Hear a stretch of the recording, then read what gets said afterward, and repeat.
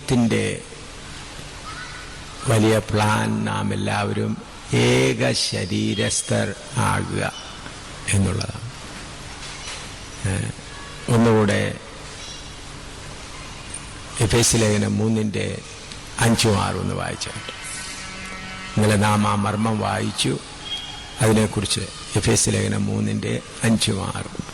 ആ മർമ്മം ഇപ്പോൾ അവന്റെ വിശുദ്ധ അപ്പോസ്തലന്മാർക്കും പ്രവാചകന്മാർക്കും ആത്മാവിനാൽ വെളിപ്പെട്ടതുപോലെ പൂർവ്വകാലങ്ങളിൽ മനുഷ്യർക്ക് അറിവായി വന്നിരുന്നില്ല. അതോ ജാതികൾ സുവിശേഷത്താൽ ക്രിസ്തുയേശുവിൽ കൂട്ടവകാശികളും ജാതികൾ സുവിശേഷത്താൽ ക്രിസ്തുയേശുവിൽ കൂട്ടവകാശികളും ഏക ശരീരസ്ഥരും വാഗ്ദത്തത്തിൽ പങ്കാളികളും ആകണം എന്നുള്ളത് തന്നെ. വാഗ്ദത്തൻ പങ്കാളികളും ആകണം. കൂട്ടവകാശികൾ വാഗ്ദത്തൻ പങ്കാളികളാകുക എന്നുള്ള വിഷയത്തെക്കാൾ കൂടുതലായി അതിൽ മുഖ്യമായ വിഷയം ഏക ശരീരസ്ഥരാകുക, സുവിശേഷത്താൽ ഏക ശരീരസ്ഥരാകുക. നമുക്ക് പ്രാർത്ഥിക്കാം. കർത്താവേ,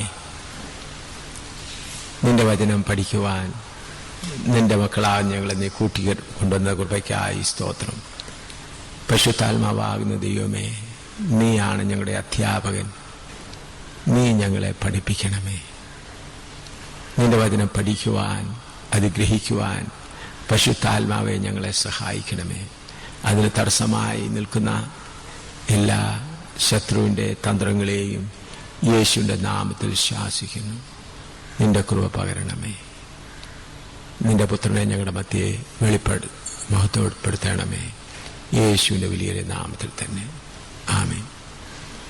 ഇവിടെ ദൈവം സുവിശേഷത്തിൽ കൂടെ ഏക ശരീരസ്ഥർ, one body, through the gospel we partakers of the same body, one body. What is the reason for that? അതിൻ്റെ ഉദ്ദേശം എന്താണ്? അതിന് പ്രധാന കാരണം എന്താണ്? ഉൽപ്പത്തി 1:26 എടുത്താൽ Genesis 1:26. What is the main reason for it? അനന്തരം ദൈവം നാം നമ്മുടെ സ്വരൂപത്തിൽ see the Godhead,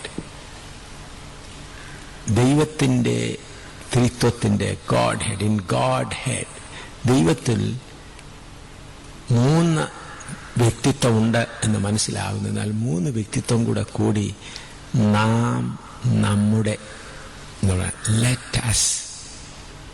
In Godhead, though there are 3 different personalities joined together as one body, one person, let us, നാം നമ്മുടെ സ്വരൂപത്തിൽ മനുഷ്യനെ സൃഷ്ടിക്കുക. അപ്പോൾ ദൈവത്വത്തിൽ 3 വ്യക്തിത്വം ഉണ്ടെങ്കിലും നാം നമ്മുടെ ആ ഒരു ഏക ശരീരത്തിന്റെ അല്ലെങ്കിൽ ഒരു വ്യക്തിത്വത്തിന്റെ രീതിയിലാണ് കാര്യങ്ങൾ, ദൈവത്തിന്റെ കാര്യങ്ങൾ നടക്കുന്നത്. നാം നമ്മുടെ, that is the main reason. ഇനിയും ഉൽപ്പത്തി 11:7, ജെനീസസ് 11:7, ഉൽപ്പത്തി 11:7 വായിച്ചാട്ടെ. ജെനീസസ് 11:7. വരുവിൻ നാം ഇറങ്ങിച്ചെന്ന് അവിടെ ലെറ്റ് us go down. അവിടെയും ദൈവത്വത്തെ കുറിച്ച് നമ്മൾ കാണുന്നത് ഒരു ശരീരം പോലെയാണ് കാണുന്നത്. Let us go down. ദൈവത്വത്തിൽ പിതാവും പുത്രനും പരിശുദ്ധാത്മാവും ഉണ്ടെങ്കിലും എങ്ങനെയാണ് കാണുന്നത്? 3 ഒന്നായി ഒരു ശരീരത്തിൽ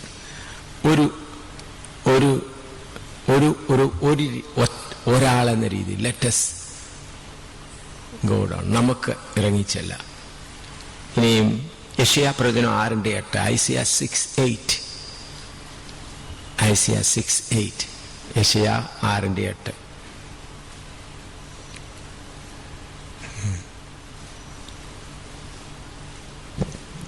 അനന്തരം ഞാൻ ആരെ അയക്കേണ്ടു? ആർ നമുക്ക് വേണ്ടി പോകും? Who will go for us? Isaiah 6:8. Who will go for us? ആറ് നമുക്ക് വേണ്ടി പോകും. ആറ് എനിക്ക് വേണ്ടി പോകുമെന്നല്ല, ആറ് നമുക്ക് വേണ്ടി പോകും. ഇനി റെവലേഷൻ ചാപ്റ്റർ 3 വേഴ്സ് 21, വെളിപ്പാട് പുസ്തകം 3:21, വെളിപ്പാട് പുസ്തകം 3:21, റെവലേഷൻ 3:21. ജയിക്കുന്നവന് ഞാൻ എന്നോട് കൂടെ എന്റെ സിംഹാസനത്തിൽ ഇരിപ്പാൻ വരം നൽകും. ഞാനും ജയിച്ച് എന്റെ പിതാവിനോട് കൂടെ അവന്റെ സിംഹാസനത്തിൽ ഇരുന്നത് പോലെ തന്നെ. ജയിക്കുന്നവന് എന്നോടുകൂടെ സിംഹാസനം ഇരിപ്പാൻ വരം നൽകും. വേറൊരു സിംഹാസനം കൊടുക്കുമെന്നല്ല, ഞാൻ ജയിച്ച് എന്റെ പിതാവിന്റെ സിംഹാസനം ഇരുന്നത് പോലെ എന്നോടുകൂടെ അവനും ഇരിക്കും. അവിടെ നമുക്ക് കാണുന്നത് അതിൻ്റെ ആ യൂണിറ്റിക്ക് മലയാളത്തിൽ എന്താ പറയുന്നത്? ഐക്യത. ഐക്യത, മൂന്നും കൂടുള്ളത് ഐക്യത. ആ ഐക്യതയിൽ ദൈവം മനുഷ്യനെ കൂടെ ചേർക്കുകയാണ്. ഞാൻ ജയിച്ച് പിതാവിന്റെ സിംഹാസനം ഇരുന്നത് പോലെ അവരും ജയിച്ച് അതേ സിംഹാസനത്തിലിരിക്കും. ആ ഐക്യത, ഏകത്വം. ഇനി നമ്മുടെ കർത്താവായ യേശുക്രിസ്തുവിന്റെ പ്രാർത്ഥനയൊന്ന് ശ്രദ്ധിച്ചാൽ, John chapter 17 verse 21-23, the special intercessory prayer of Jesus Christ. What Jesus is praying for. യേശുക്രിസ്തു എന്തിനു വേണ്ടിയാണ് പ്രാർത്ഥിക്കുന്നത്? യോഹന്നാന്റെ സുവിശേഷം 17:21 മുതൽ 23 വരെ. യോഹന്നാൻ 17:21 മുതൽ 23 വരെ. നീ എന്നെ അയച്ചിരിക്കുന്നുവെന്ന് ലോകം വിശ്വസിപ്പാൻ അവരെല്ലാവരും ഒന്നാകേണ്ടതിന് പിതാവേ നീ എന്നിലും ഞാൻ നിന്നിലും ആകുന്നത് പോലെ അവരും നമ്മിൽ ആകേണ്ടതിന് തന്നെ. അവരും നമ്മിലാകണം. കണ്ടോ അതിന്റെ ആ പ്രാർത്ഥനയുടെ ആഴമെന്ന് ശ്രദ്ധിച്ചാൽ, പിതാവേ ഞാൻ നിന്നിലും നീ എന്നിലും അവർ എവിടെയാകണം? നമ്മിലാകണം. See the unity. What is the eternal plan of God? The eternal plan of God. Just like Father, I am in you, you are in me. Let them also be in us. Becoming one body. ഏക ശരീരസ്ഥരാകുക എന്നുള്ളതിൻ്റെ ആഴമായ കാര്യം നാം ദൈവത്തിൽ ലയിക്കുകയല്ല, നമ്മുടെ വ്യക്തിത്വമുണ്ടെങ്കിലും like ഒരുപോലെ ഒരു ശരീരസ്ഥർ പോലെ ആകുക. ഹിന്ദു മൈത്തോളജി മറ്റുള്ളവരൊക്കെ പറയുന്നത് ഇങ്ങനെ ജന്മം മാറി മാറി മാറി എടുത്തൊടുവിൽ ചെന്ന് ദൈവത്തിൽ അങ്ങ് ലയിക്കും. അതല്ല, നമ്മുടെ വ്യക്തിത്വം നമ്മിലുണ്ടായിരിക്കെ ഏക ശരീരസ്ഥർ പോലെ, പിതാവേ ഞാൻ നിന്നിലും നീ എന്നിലും ആകുന്നത് പോലെ അവർ നമ്മിൽ ഒന്നായിത്തീരണം. വായിച്ചാട്ടെ, is that word is there in Malayalam?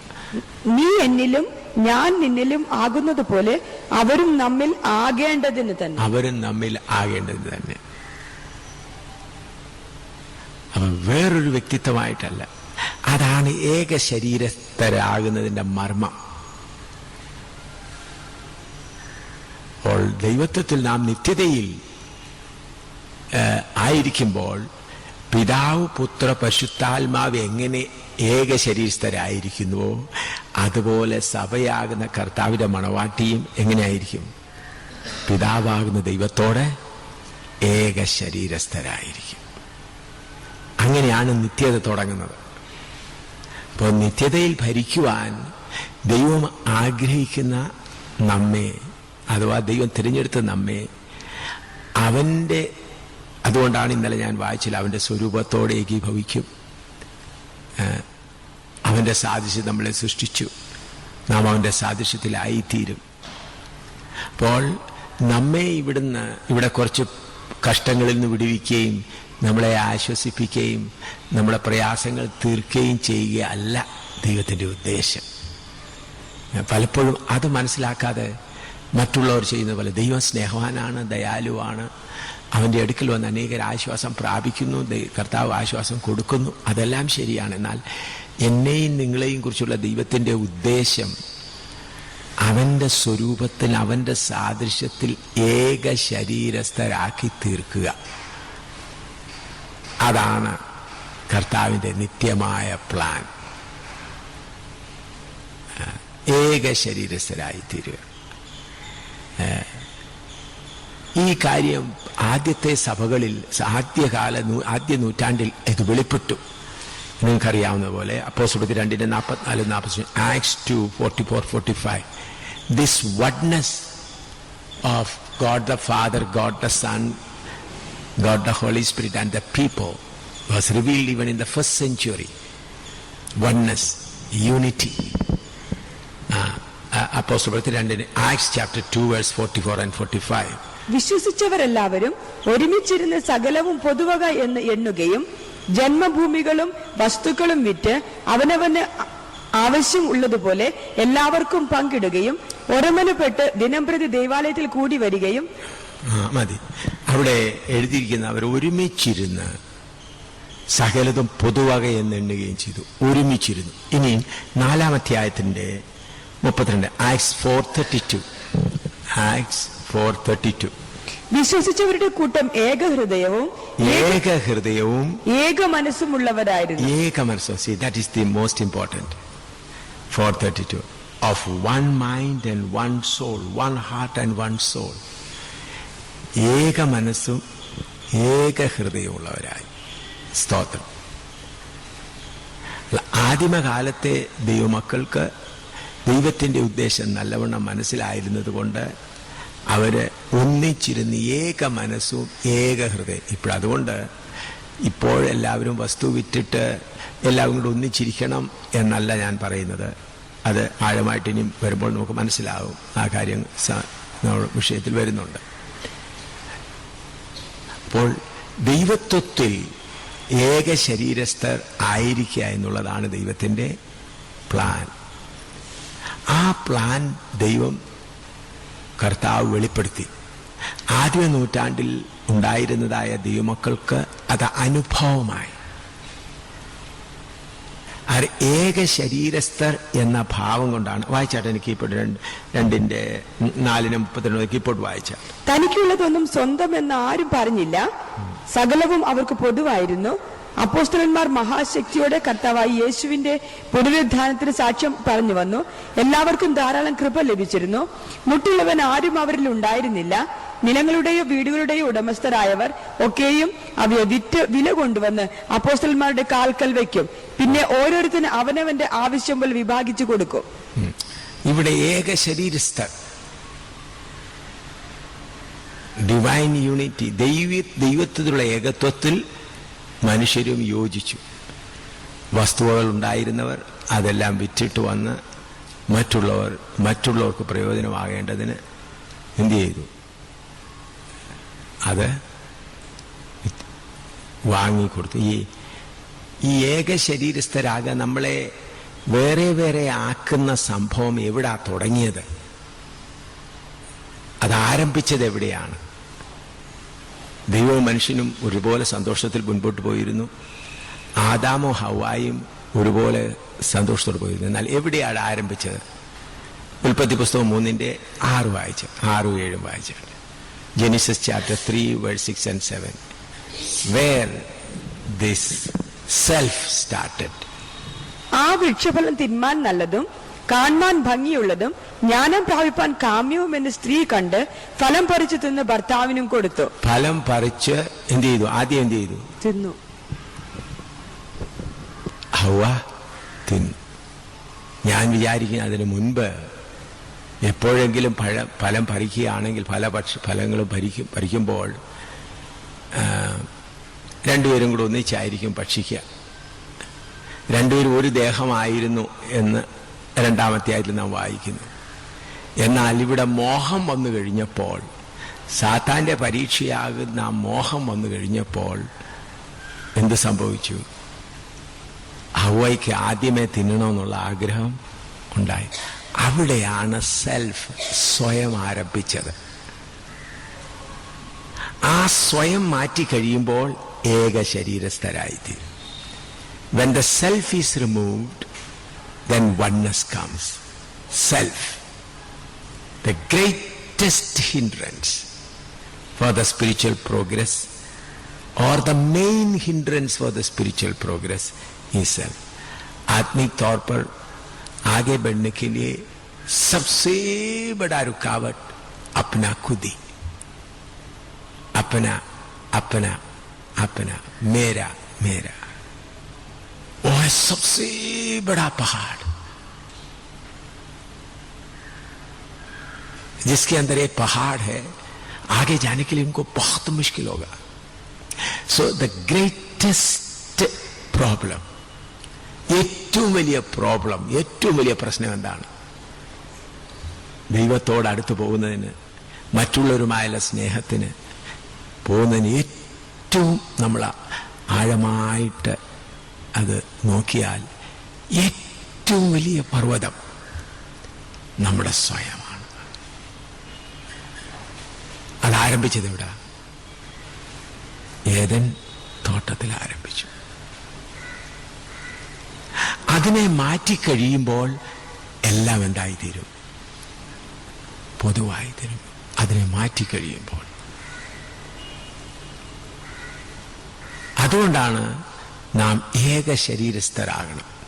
ആദിമകാലത്തെ വിശുദ്ധന്മാർ അവർക്കെല്ലാം പൊതുവേ നിന്ന്, അവരുടെ ഭാര്യമാരുടെ കാര്യം അവർ ചിന്തിച്ചില്ല, മക്കളുടെ കാര്യം ചിന്തിച്ചില്ല, എല്ലാം പൊതുവക. അത് ഈ ഭൂമിയിൽ സംഭവിച്ചു. ഞാൻ ബാലനായിരുന്നപ്പോൾ പെന്തക്കോസ് കുടുംബത്തിൽ മാതാപിതാക്കളെ വളർത്തപ്പെടുവാൻ കർത്താവ് എനിക്ക് ഭാഗ്യം നൽകി. ആദിമകാലത്തെ പെന്തക്കോസുകാരുടെ അപ്പോൾ ഞാൻ എൻ്റെ അനുഭവത്തിൽ ഞാൻ അനുഭവിച്ചിട്ടുള്ളതാണ്. അന്ന് കരിങ്കുറ്റിക്കൽ, കുമ്പളാമ്പിയ കരിങ്കുറ്റിക്കൽ എന്ന പ്രദേശത്ത് ഞങ്ങൾ കുറച്ച് വസ്തുവും ഒക്കെ ഉണ്ടായിരുന്നതുകൊണ്ട് കൃഷിയൊക്കെ നല്ലപോലെ നടക്കുമായിരുന്നു. ആ കാലങ്ങളിൽ കർക്കിടക മാസം എന്ന് പറഞ്ഞാൽ, മഴയുള്ള കർക്കിടക മാസത്തിൽ മറ്റുള്ളവർ പട്ടിണി അനുഭവിക്കുന്ന, സാധാരണക്കാർക്കെല്ലാം ഈ ജോലി ചെയ്യുന്നവർക്കൊക്കെ വേണ്ട കൂലിയൊന്നും കിട്ടാത്ത സമയം, പട്ടിണി അനുഭവിക്കുന്ന സമയമാണ്. ഞങ്ങൾക്ക് കപ്പയും അരിയും മറ്റതൊക്കെ തേങ്ങയൊക്കെ ഉണ്ടായിരുന്നുകൊണ്ട് ഞങ്ങൾ ഒരുമാതിരി സമൃദ്ധിയായി. കർത്താവിൻ്റെ ദാസന്മാർ അനേകരെ 10-12 പേരൊക്കെ വന്ന് ഞങ്ങളുടെ വീട്ടിൽ താമസിക്കാറുണ്ടായിരുന്നു. ഞാനന്ന് സ്കൂളിൽ പോയിട്ട് മടങ്ങി വരുമ്പോൾ കുമ്പളാമ്പിക വരെ നടന്ന് ഏകദേശം 3-3.5 കിലോമീറ്റർ നടന്നു പോയി സ്കൂളിൽ പോയിട്ട് നടന്നും വീട്ടിൽ വരും. 4 മണിയാകുമ്പോഴത്തേക്ക്, ഉച്ചയ്ക്ക് പൊതിയൊക്കെ കൊണ്ടുപോയെങ്കിലും നടന്ന് 4 മണി 5-5:30 ആകുമ്പോഴത്തേക്ക് വരുമ്പോഴത്തേക്ക് വിശന്നാണ് വരുന്നത്. വരുന്ന ഉടനെ പുസ്തകം ഒരു ഭാഗത്തോട്ട് വെച്ച് പെട്ടെന്ന് കൈ കഴിയേച്ച് ആഹാരം കഴിക്കാൻ ഇരിക്കുകയാണ് പതിവ്. പിന്നെയുള്ള പിന്നത്തെ കാര്യങ്ങളെല്ലാം. അന്ന് ഞങ്ങളുടെ പിതാവ് ഞങ്ങളെ കൊണ്ട് നല്ലപോലെ ജോലി ചെയ്യുവാൻ, ഇത്രയും സൗകര്യമുണ്ടെങ്കിലും പോച്ച പറിച്ച് പശുക്കൾ കൊടുക്കാനും ആടിനെ തീറ്റാനും എല്ലാ പണിയും ഞങ്ങൾ ചെയ്യണമായിരുന്നു. എന്നാൽ അങ്ങനെ ഞാൻ വിശന്ന് വരുമ്പോൾ പല പ്രാവശ്യം കർക്കിടക മാസം ഞാൻ കണ്ടിട്ടുണ്ട്, എൻ്റെ അമ്മച്ചി ഒരു കുട്ടയ്ക്കകത്ത് കുറച്ച് അരിയും കുറച്ച് നാളികേരവും തേങ്ങായും കുറച്ച് കപ്പയെല്ലാം വെച്ചിട്ട് എന്നോട് പറയും, മോനെ ഇന്നാരുടെ വീട്ടിൽ കൊണ്ട് കൊടുത്തേച്ചു വാ, ഞാനാണ് മൂത്ത മകൻ. പിന്നെ ഞാൻ അമ്മച്ചിയോട് ഒരു, അമ്മച്ചി എനിക്ക് വിശക്കുന്നു, എനിക്ക് എണ്ണ പറഞ്ഞു. അമ്മച്ചി പറഞ്ഞു, മോനെ നീ കഴിച്ചേച്ച് പോകണം. ഞങ്ങളുടെ അവിടെ അന്നൊക്കെ ഈ തെങ്ങിൻ്റെ ഓല കൊണ്ടുള്ള ഓലപ്പന്ത് ധാരാളമുണ്ട്. ഓലപ്പന്ത് കൊണ്ട് കളിക്കുന്നത്. ഇന്നത്തെ ക്രിക്കറ്റൊന്നും അന്നില്ല. ഓലപ്പന്ത് കൊണ്ട് കളിക്കുക, അതൊക്കെയാണ് പരിപാടി. അപ്പോൾ അമ്മച്ചി പറഞ്ഞു, നീ ആഹാരം കഴിച്ചേച്ച് പോവാണെങ്കിൽ ഓലപ്പന്ത് കളിക്കുന്നതിൻ്റെ കൂടെ നീയും കൂടും, ചിലപ്പോൾ നീയും കളിക്കുമല്ലേ, കണ്ടുകൊണ്ട് നിന്ന് പോകും. അതുകൊണ്ട് നീ അവരുടെ വീട്ടിൽ ആഹാരം ഇന്ന് രാവിലെ മുതലില്ലെന്നാണ് എനിക്ക് തോന്നുന്നത്. എനിക്ക് പ്രാർത്ഥിക്കും അങ്ങനെ തോന്നി. അതുകൊണ്ട് നീ ആദ്യം അവരുടെ വീട്ടിൽ ആഹാരം ഇതുകൊണ്ട് കൊടുത്തിട്ട് വാ. അവരാരും പറഞ്ഞിട്ടല്ല, പാസ്റ്റർ പറഞ്ഞിട്ടല്ല, അമ്മച്ചിക്ക് പ്രാർത്ഥിക്കും അങ്ങനെ തോന്നി. അപ്പോൾ സ്വന്തം മകൻ വിശന്നാലും സാരമില്ല, ആദ്യമായി ആ വീട്ടിൽ ആഹാരം ഉണ്ടാകട്ടെ എന്ന് പറഞ്ഞ് എൻ്റെ തലയിൽ എല്ലാം എടുത്തു വെച്ചിട്ട് പോയി. ഞാൻ പെട്ടെന്ന് പോയി കൊടുത്തേച്ച് വരുമ്പോഴേ എനിക്ക് നിറച്ച ആഹാരം തരും. എനിക്ക് ആഹാരം തരാതെ എത്ര പ്രാവശ്യം എൻ്റെ അമ്മച്ചി എന്നെ പറഞ്ഞു വിട്ടിട്ടുണ്ട്. അതെന്തുകൊണ്ടായിരുന്നു? അവരോടുള്ള ആത്മീയ സ്നേഹം. ആദിമകാലത്തെ സ്നേഹം അങ്ങനെയായിരുന്നു. ദൈവമക്കളോട് തമ്മിലുള്ള സ്നേഹം അത്രമാത്രമായിരുന്നു. ഞങ്ങൾ പല പ്രാവശ്യം ഞങ്ങൾ വീട്ടിൽ ചിലപ്പോൾ പെട്ടെന്ന് പലരെല്ലാം കടന്നു വരും, പട്ടിണി പാസ്റ്റർമാരും മറ്റു വരുമ്പോൾ എത്ര പ്രാവശ്യം എന്നെയും എൻ്റെ സഹോദരിമാർ, ഞാൻ മൂത്താണ്, ഞങ്ങളോട് പറയും, പോയി കിടന്നു. ഇവിടെ ഞങ്ങളെ കിടത്തി ഞങ്ങളുടെ പുറത്ത് ഷീറ്റ് അങ്ങിടും, പോയിട്ട് കിടന്നു. ഞങ്ങൾക്ക് വെച്ച ആഹാരം വിളമ്പി വന്നവർക്ക് കൊടുക്കും. അവർ പറയും, രാവിലെ നിങ്ങൾക്ക് എന്തെങ്കിലും തരാം, അല്ലെങ്കിൽ എന്തെങ്കിലും ഒരു ഏത്തയ്ക്ക എന്തെങ്കിലും കഴിച്ചുകൊണ്ടോ കിടന്നു. എന്തുകൊണ്ടാണ് എഴുന്നേറ്റ് പാസ്റ്റർമാരടുക്കെ പോയി പാസ്റ്റർ ചോദിക്കും, നീ കഴിച്ചു എന്ന് ചോദിച്ചാൽ കള്ളം പറയാനൊക്കത്തില്ല. അപ്പോൾ വന്ന മക്കളെ അങ്ങനെ എത്ര പ്രാവശ്യം അനുഭവം ഉണ്ടായിട്ടുണ്ട്. ഞാൻ ഇന്നാണ് അതിൻ്റെ എല്ലാം മധുരം മനസ്സിലാക്കുന്നത്. അപ്പച്ചനെ അമ്മച്ചിയെ അങ്ങനെ നിർബന്ധിച്ചത് എന്തായിരുന്നു? ദൈവത്തിൻ്റെ സ്നേഹം. ഞാൻ ഓർക്കുന്നുണ്ട്, എൻ്റെ വല്യപ്പച്ചൻ അന്ന് കുരുമുളക് പറിച്ചുകൊണ്ട് പോകുമ്പോൾ, കുരുമുളക് പറിച്ച് ചന്തയിൽ പോയിച്ച് വിറ്റേച്ച് വരുമ്പോൾ, ഒന്നിച്ചാണ് വിറ്റേച്ച് ഉണങ്ങി ഒന്നിച്ച് വിറ്റേച്ച് വരുമ്പോൾ എന്നെ കൂടെ കൊണ്ടുപോയിട്ടുണ്ട്. പോയി നല്ല കച്ചമുറിയും നല്ല മുണ്ടെല്ലാം മേടിച്ചുകൊണ്ട് വന്നിട്ട് പാവപ്പെട്ട വിശ്വാസികളുടെ വീട്ടിൽ ചെന്ന് പറയും, നിന്റെ മോളെ വിവാഹം കഴിപ്പിച്ചു. പാസ്റ്ററോട് പോലും പറയരുത്. പിന്നെ കുറച്ച് അപ്പം 1 വർഷം കിട്ടിയ മുളകിൻ്റെ പണത്തിൽ 3/4 ഭാഗവും മറ്റുള്ളവരെ ആരെങ്കിലും പറഞ്ഞിട്ടല്ല കൊടുക്കുന്നത്. നിന്റെ മകളെ വിവാഹം കഴിപ്പിച്ചിട്ടില്ലല്ലോ, അതിനുവേണ്ടി അന്നൊക്കെ മുണ്ടൊക്കെ കൊടുത്താൽ മതി, വിവാഹം നടക്കും. കച്ചമുറിയൊക്കെ കച്ചയൊക്കെ കൊടുക്കണം.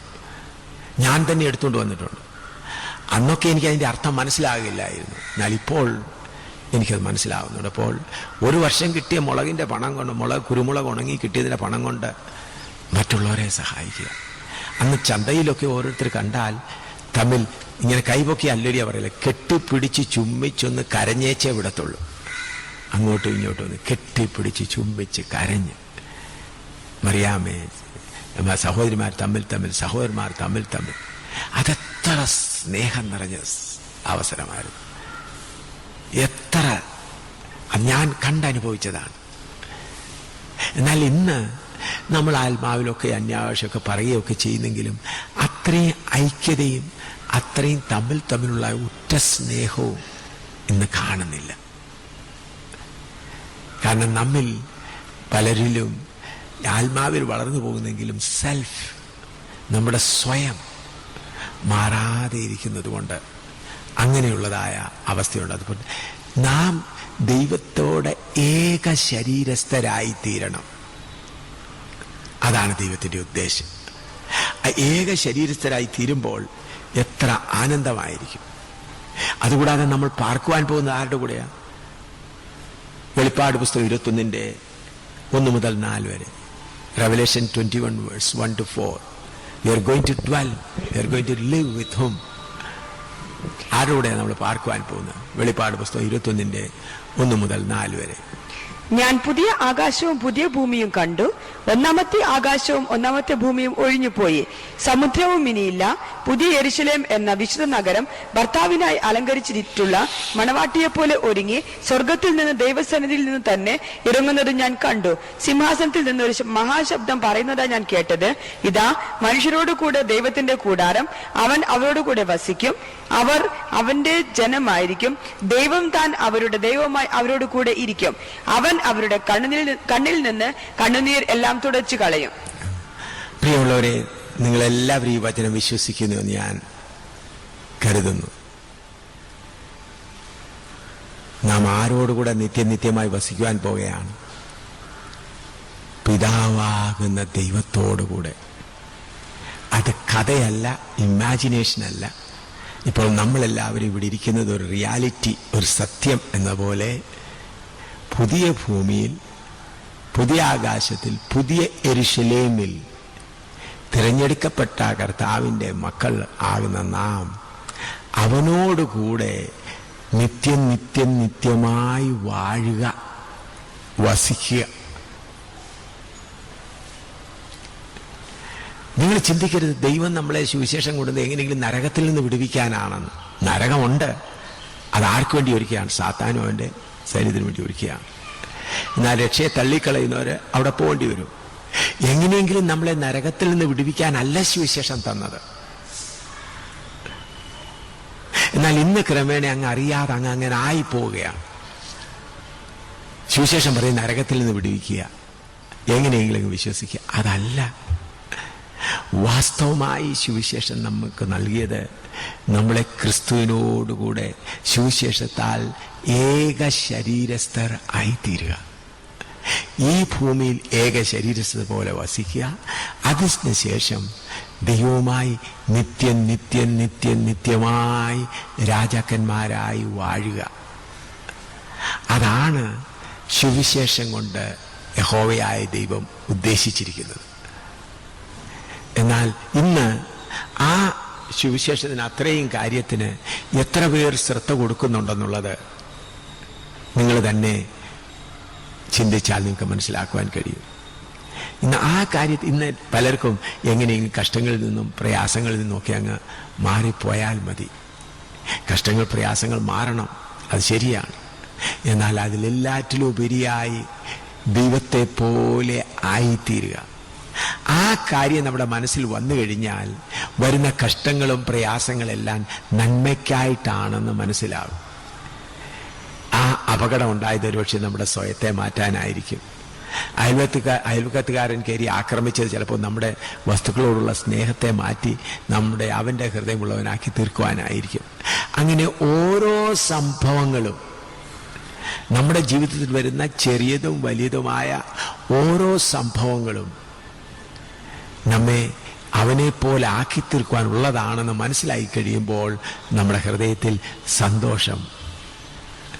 നമ്മളല്ല പണ്ടൊക്കെ നമ്മൾ പാടുന്നത്, എൻ്റെ കഷ്ടങ്ങൾ ദൈവം തരുന്നതാൽ എൻ്റെ പ്രാണനെ ഞാൻ യാഗമാക്കുന്നു. ഈ പാട്ട് പാടിയിട്ട് എത്ര വർഷമായിരുന്നു ചിന്തിച്ചു നോക്കിയേ. ഇപ്പോഴത്തെ യോഗങ്ങളിൽ ഈ പാട്ട് കേൾക്കാറുണ്ടോ? ഞങ്ങൾ വടക്കേ ഇന്ത്യയില കേൾക്കാറുണ്ടോ? ഇന്ന് നമുക്ക് വേണ്ടത് വിടുതൽ. വരുന്ന കഷ്ടങ്ങളിൽ നിന്നെല്ലാം എന്താകണം? വിടുതൽ പ്രാപിക്കണം. വിടുതലെ ആരാധിക്കുമ്പോൾ വിടുതൽ. എന്താണ് പാട്ടെങ്ങനെയാണ്? ആരാധിക്കുമ്പോൾ വിടുതൽ. എല്ലായിടത്തു നിന്നും വിടുതൽ പ്രാപിച്ചോടി നരകത്തിൽ കൊണ്ടാക്കും. ഈ വിടുതലുകാരെല്ലാം കൂടി എവിടെ കൊണ്ടാക്കും? എല്ലാരെയും എല്ലായിടത്തുനിന്നും പിടിച്ചൊടിയിൽ ദൈവത്തിൽ നിന്നും വിടുവിച്ച് എവിടെ കൊണ്ടാക്കും? നരകത്തിൽ കൊണ്ടാക്കും. നമുക്ക് വിടുതലല്ല വേണ്ടിയത്, പ്രതികൂലങ്ങൾ വരുമ്പോൾ സഹിക്കാനുള്ള കൃപയാണ് വേണ്ടിയത്.